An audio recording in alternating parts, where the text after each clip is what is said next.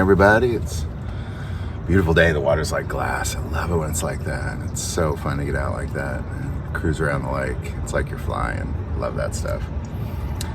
So I'm a grandfather. I have a granddaughter. It's beautiful. I've only seen pictures. The hospital has still limits on who can visit and when. But I'm going today. I'll maybe post some pictures tomorrow or so. She's beautiful though. She's definitely beautiful. Being a grandfather is weird. It's a weird thing. I've always either been a kid or had a kid my whole life. My first child was born. I couldn't even buy beer. So I don't know what it's like to be an adult without a child. My youngest is a senior in high school. Now I got a grandchild here. So I don't know. Someday I'll enjoy being an adult without a child somewhere in there. But in the meantime, we'll just come out the water and film. So where we're at is we're at Jesus had been seized. We've been going through Matthew verse by verse from 24 on. I highly recommend go through all of it if you're not. But if you're with us, you'll still get something out of it today. So we're just going to pick it up where we left off, where Jesus gets seized, Matthew 26, starting in verse 59. Now the chief priests, the elders, and all the council sought false testimony against Jesus to put him to death, but found none. Even though many false witnesses came forward, they found none. But at least 2 false witnesses came forward and said, "This fellow said, I'm able to destroy the temple of God and to build it in 3 days." And the high priest arose and said to him, "Do you answer nothing? What is it that these men testify against you?" But Jesus kept silent. The high priest answered and said to him, "I adjure you by the living God that you tell us if you are the Christ, the Son of God." Jesus said to him, "It is as you said. Nevertheless, I say to you, hereafter you will see the Son of Man sitting at the right hand of power, coming on the clouds of heaven." Then the high priest tore his clothes, saying, "He has spoken blasphemy. What further need do we have of witnesses? Look now, you have heard his blasphemy. What do you think?" They answered and said, "He is deserving of death." And they spat on his face and beat him, and others struck him with the palm of their hand, saying, "Prophesy to us, Christ, who is the one who struck you?" Now, before we get into this event, I kind of, as I read this morning, what I wanted to talk about seemed very strange to me, and that's why I kind of felt like it was from the Spirit, because I thought, I'm going to talk about that. But then once I saw it deeper into it, I thought, oh, that's so good, Spirit. But if we look at the part where the high priest tears his clothes, saying he has spoken blasphemy, what further need do we have of witnesses? Look now, you've heard his blasphemy. Where he tears his clothes is very significant. And I just want to talk about that for a second. We're not going to spend the whole time talking about it, but we're going to talk about it for a second. Because if you go back to Leviticus 21, and we'll go to verse 10, "And he who is the high priest among his brethren, on whose head the anointed oil was poured, and who is consecrated to wear the garments, shall not uncover his head, nor tear his clothes, nor shall go near any dead body, nor defile himself for his father or his mother." Him tearing his clothes was a direct violation of temple law. It was a sin. And I want to bring that up here because I believe that what we see oftentimes in our spiritual leaders is sinning and somehow making an excuse of it. Sinning in the name of Christianity. Well, I'm doing it because Jesus wants me to, or I'm doing it to protect Jesus, or I'm doing it in the name of Jesus, or whatever it may be. There's a lot of that going on. And this is another example of it. Any sort of biblical scholar in that moment would have been appalled by what he did. Not what Jesus did, but what he did. And he did it out of rage and anger. Just to say, this is, I'll just do the worst thing I could think of, and I'll tear my clothes and sin against myself and against this temple of God.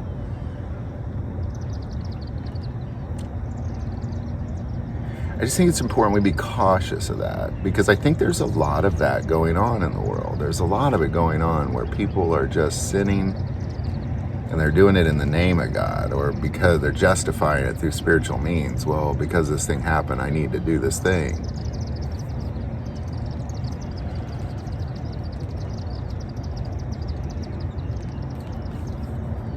And it's not to be taken lightly, because Jesus was sinless.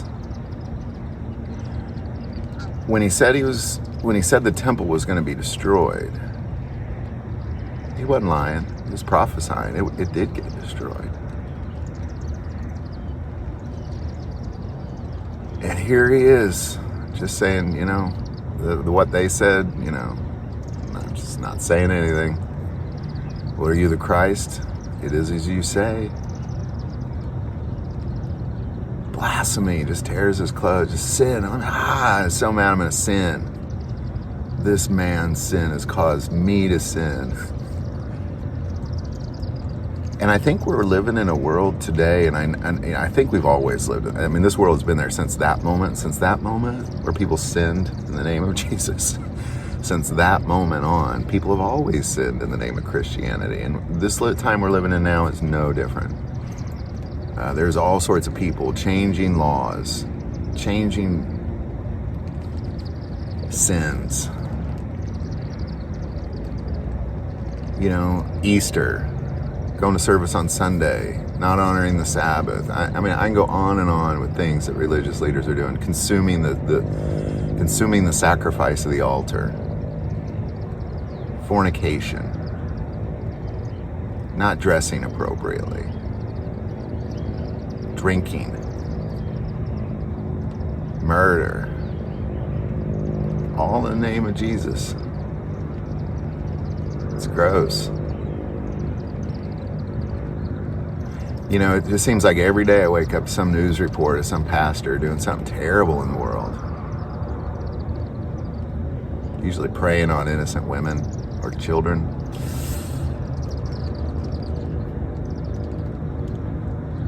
In the name of Jesus. Jesus kept silent. The high priest answered and said to him, I adjure you by the living God that you tell us if you are the Christ, the Son of God.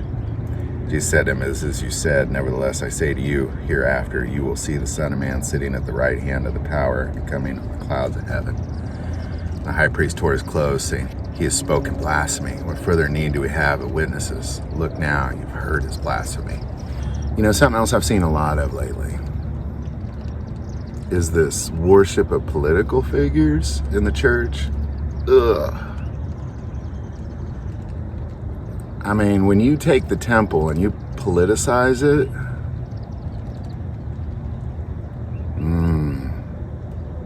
might as well just be tearing your clothes. Just tear your clothes on stage. It's the same thing. People have agendas and they're pushing their agendas through the church. It's disgusting. I saw a book. I couldn't even believe it was true. I don't like to say political figures on this channel, but I'm just sure you'll know who I'm talking about. I just have a rule. I won't say political names on this channel. But I saw a book with a political figure on it. It said Son of Man, the Christ, after his name.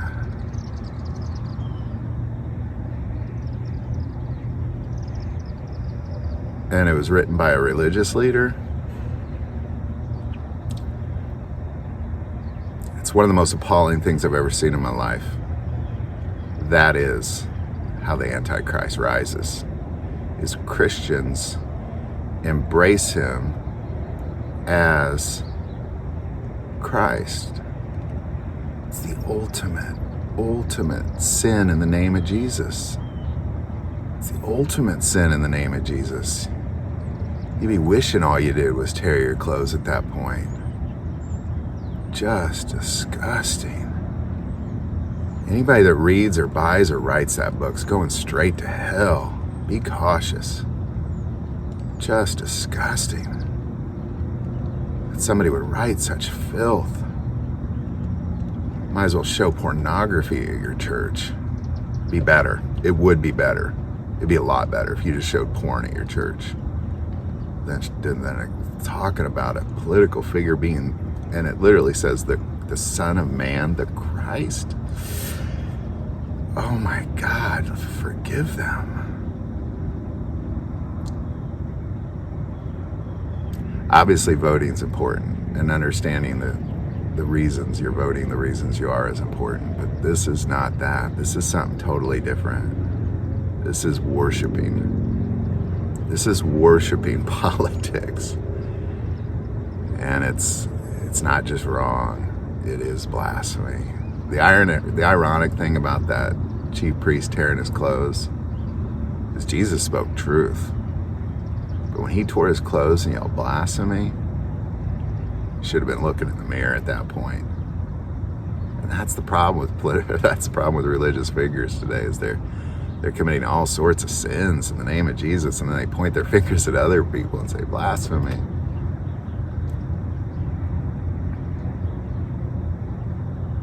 It's awful.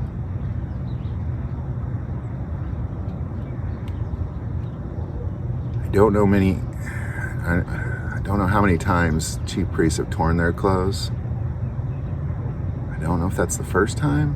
I don't know. I guess I don't know. I don't know enough about the Bible to know how many times high priests tore their clothes. I don't know. Maybe the first. If you know, put it in the comments below. But it's a big deal. It's not a little deal. It's a big deal. When you're messing with the Holy of Holies and you're entering into the behind the veil to meet with God, you can't just tear your clothes. You vaporize. You'll die.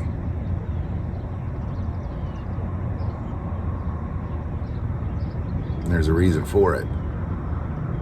Because if you're going to get in the presence of God, he expects the high priest to have sacrificed an innocent lamb for the atonement of himself. Then he can get in there. And he's going to need one. He's going to need a blood sacrifice after that. And these Christians out here doing everything from preying on children to consuming the sacrifice of the altar and worshiping political figures as Christ himself. Oh, have fun in hell. And have fun worshiping the Antichrist. Now, for the record, I'm not saying that political figure is the Antichrist, because the Antichrist will be exposed in his time. What I'm saying is that's an awesome example of how that happens. It's an awesome example of how that happens. How religious people start to worship a political figure, call him Christ. This is how it all starts, ladies and gentlemen. Gross. Gross, gross, gross. Gross.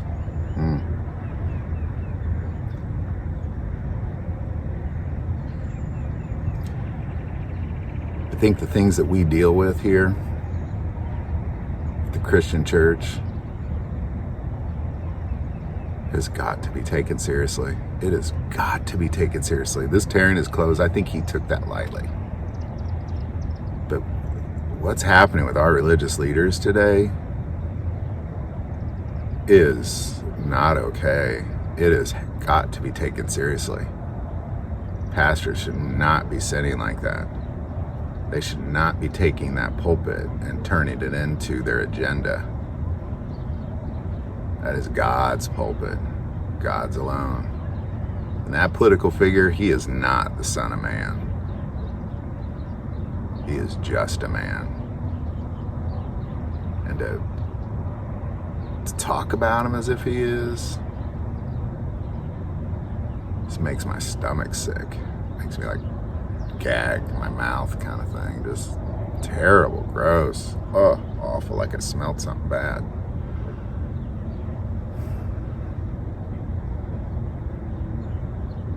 Preying on the innocent. People just accept it. If they like what they say, they're going to accept it. If they like what he says, they're going to accept it. Everything about this conversation points at the end times, by the way. Everything that I've talked about, the starting to call political figures Christ, the sinning in the church, the excusing the sin in the church, you can go on and on and on. Calling other people sinners when they know what they're doing. I think as a Christian, it's a tough time.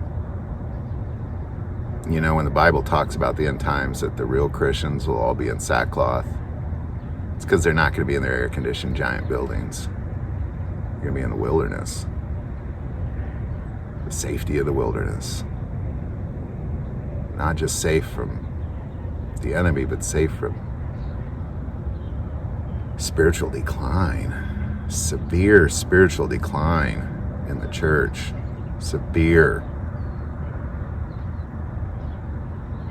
I don't even know if churches worship Jesus anymore. I mean, I go and it sounds like they do when I go. I've never actually settled recently on a place. I've gone to a few, mostly because I just don't want to go to the Sunday show. If you're doing the do, if you're being about your Father's business, I'm in. For me lately, going to church is going to help Joe deliver food with the prisoners to the hungry people every week. That's church to me, because that's what the church should be doing.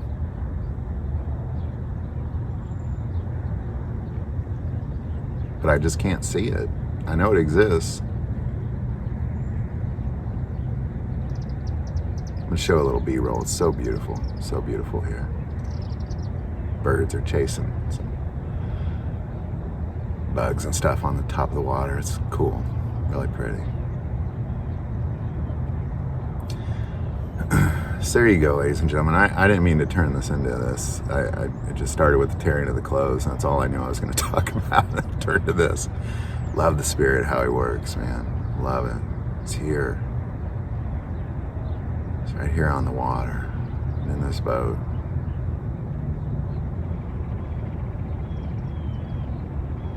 Because I think a lot of things I said today are probably going to make you mad.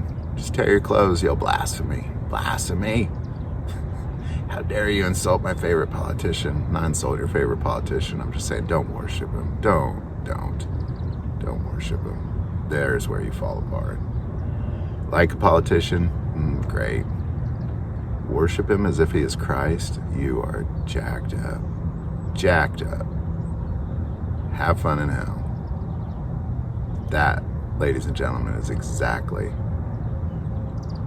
how the rise of the Antichrist happens. How churches will worship the Antichrist, because they're already worshiping political figures. Some even calling him the Christ. Gross. Just gross. Don't. There's only one Christ. Only one. Nobody in this world will save you. Nobody in this world will save you. There is no political figure in this world, and ever will be in this world, that will save you. You'll do what you do now until you go through the tribulation, and you'll either be hunting down Christians, ignoring it all, or you'll be running for your life. And then Jesus will come and save those of us who you have turned on, or you're with, one of the two. He is the only one who will save us. Only. Nobody in this world will save you. Nobody. Only Jesus will save you. He is the only Christ. And if you watch this channel and you think there is another Christ out there walking around, I'm going to recommend you keep watching, because somewhere in there you're going to see that you messed up bad. You can beg for forgiveness before it's too late. We need to watch the sin in the church. It's dominating, and it's being accepted, widely accepted, because they're saying the things that they want to hear. In other words, you say what I want to hear, I don't care what you do. You do whatever you want. Sin doesn't matter to me. As long as you tell me what I want to hear, you do whatever you want, is the general Christian doctrine of today. Say whatever you want, or say what I want to hear, and you can do whatever you want. Hope this video helps. If you like this video, click like and subscribe. Feel called to support this channel, Patreon, that link's below.